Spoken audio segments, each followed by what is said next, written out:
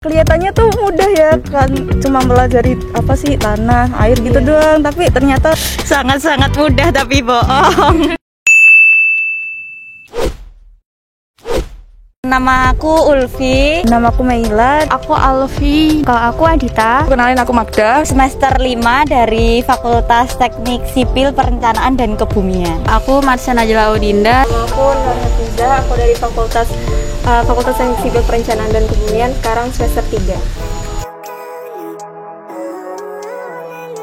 Alasan ambil fakultas ini apa, Kak? Sebelumnya aku tuh kurang tahu juga tentang teknik lingkungan. Cuma kayak pasrah aja sih, karena juga peluangnya besar tuh FTSPK. Yaudah gas FTSPK. Kalau aku sendiri mungkin berawal dari ini ya, kecintaanku sama lingkungan, ingin menjaga lingkungan, terus memperbaiki lingkungan saat ini. Pengen menunjukkan kepedulian terhadap lingkungan, karena memang dari awal aku minat di bidang perencanaan. Merasa emang passionnya ada di teknik gitu.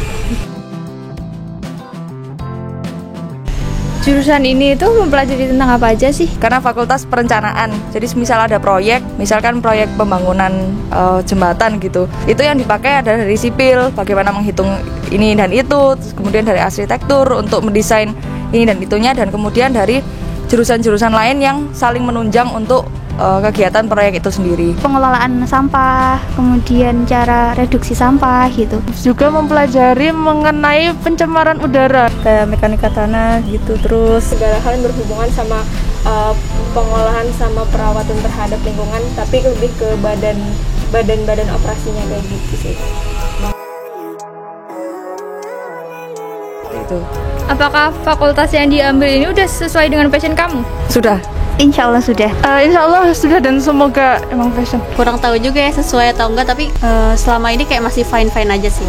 Kita cukup enjoy aja sama yang ada, jadi ngerasa it's okay lah. Kalau dari saya sendiri, jujurnya belum sih, kurang. Soalnya passion saya ternyata ada di dunia yang di luar akademik gitu. Semakin kesini kayak makin susah banget ya nggak sih Mel? Iya. Bener. Menurutmu materi yang dipelajari di jurusan ini termasuk sulit atau mudah? Kelihatannya tuh mudah ya kan, cuma pelajari apa sih tanah, air gitu doang, tapi ternyata Sangat-sangat mudah tapi bohong. Sebenarnya tuh mudah, cuman kayak emang harus benar-benar paham dari dasar, karena kan kalau mau melangkah lagi tuh susah kalau dasarnya tuh nggak kuat. Kayaknya setiap mata kuliah juga susah juga semuanya. Kayak emang harus ekstra, pas waktu kelas itu harus konsentrasi banget, waktu ngerjain tugas tuh kayak harus begadang lalala. Tapi ada juga yang mungkin bukan mudah tapi agak lebih santai gitu dari yang lain. kalau dari aku sendiri, karena dasarnya tadi berangkatnya dari passion, jadinya pasti apapun materi yang susah pasti akan tetap seneng dan enjoy mempelajarinya. Kalau boleh tahu, matkul yang tersulit apa dan yang termudah apa, Kak? Kalau dari aku sendiri, matkul yang paling mudah UPI, itu mempelajari tentang terkait udara. Bukan yang termudah sih, kalau yang santai menurutku mungkin Tekber ya, teknologi bersih. Itu tentang manajemen energi gitu. Mungkin PSDA gitu, pengantar ini sumber daya air. K3 sih menurutku, kayak itu lebih ke teori gitu loh, Phil. Ngaplikasiinnya gitu di dunia nyatanya. Yang mudah apa ya? Nggak ada sih Mel. Iya sih. Dan matkul yang paling sulit saat ini, Semua sulit gak sih? iya, semua SBPAL. SBPAL sama SBPAM. Kalau yang SBPAL sih paling oh sulit. iya bener, Nggak ada masuk SBPAL hitungannya tuh rumit banget. Iya sama sih, SBPAL, SBPAM. Tersulit SBPAL sih kalau aku. Mempelajari bagaimana kita merancang bangunan tiap unit. Di pengolahan air limbah sama air minum gitu. Ya banyak lah yang harus mulai dari kayak perhitungannya, terus layout, segala macam, laporan dan lain-lain. Kalau aku malah yang tersulit tuh dasarnya waktu matematika dasar, karena aku emang Kayak yang hitung-hitungan kayak gitu itu sulit kayak gitu.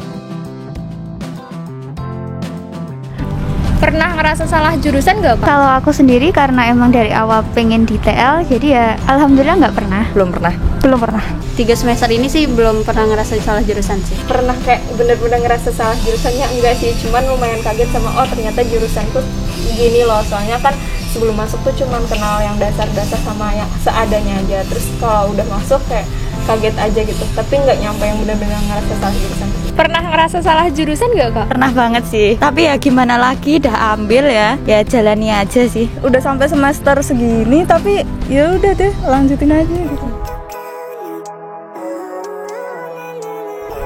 Apa pendapatmu tentang dosen di fakultas ini? Killer atau biasa aja?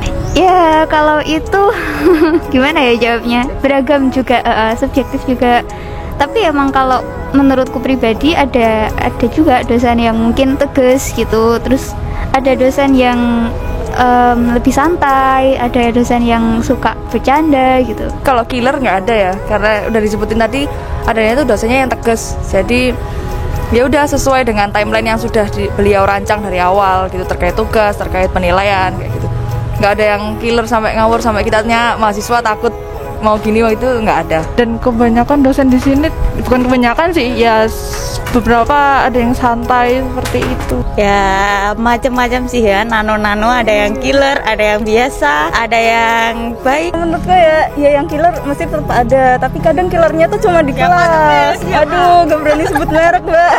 Tapi kalau di luar ternyata friendly banget. Bagaimana prospek kerja dari lulusan jurusan ini? Kalau di TL itu ada 2 peminatan, yang engineering sama manajemen. Nah kalau manajemen ini mungkin bakal lebih ke pemerintahan gitu ya mungkin, terus lebih ke inovasi-inovasi teknologinya gitu. Kalau yang engineering mungkin lebih ke perencanaan misal bangunan pengolahan air limbah atau penyaluran air minum, PDAM, lalala gitu. Jadi di perusahaan itu bakal dibutuhkan dari tenaga teknik lingkungan gitu buat analisis dampak perusahaan itu terhadap lingkungan nantinya, yaitu salah satunya. Teknik lingkungan, prospek kerjanya apa ya? Yang biasa umumnya tuh ya luas sih ya. Ada di K3, terus ahli AMDAL ya, terus DLH, PDAM, ya bisa sih, banyak ya. Dari fakultas ini alumninya bekerja di mana kak? Kalau dari dosen itu bilangnya 50% itu ada di konsultan. Ternyata konsultan lingkungan gitu. Yang 50%-nya mungkin bisa di kantor dinas atau di mana gitu sih. Kalau setahu aku menyebar luas ya. Ada yang di kementerian tuh di DLH atau di PUPR terutama, itu yang paling banyak. Kemudian ada di BUMN, Pertamina kayak gitu, itu banyak banget, industri, konsultan gitu. Terus jadi dosen juga ada. Terus mungkin yang di organisasi kayak LSM itu juga ada. Selain yang sejalur sama teknik lingkungan, ada juga beberapa yang keluar dari teknik lingkungan gitu, seperti ke bank juga banyak. Terus yang jadi entrepreneur juga lebih banyak lagi. Kalau kamu sendiri setelah lulus pengen bekerja di bidang apa? Jujur saya belum ada pandangan sih. Jadi kayak ya udah sejalannya dulu gitu. Aku mau jadi ini sih, semacam auditor mungkin ya, auditor perusahaan. Mau ke konsultan lingkungan. Kalau aku mau jadi konsultan atau di Kementerian PUPR. Di DLH kalau nggak PDAM ya, tapi ya nggak tahu, aminin aja guys, amin. Oke.